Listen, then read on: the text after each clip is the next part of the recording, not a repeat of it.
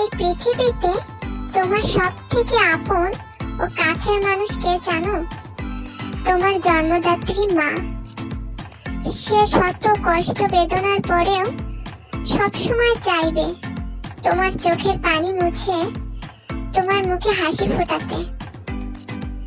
আর যতই কাছের হোক নিজের স্বামী, সে কখনো ততটাই আপন হয় না যা নিজের মা।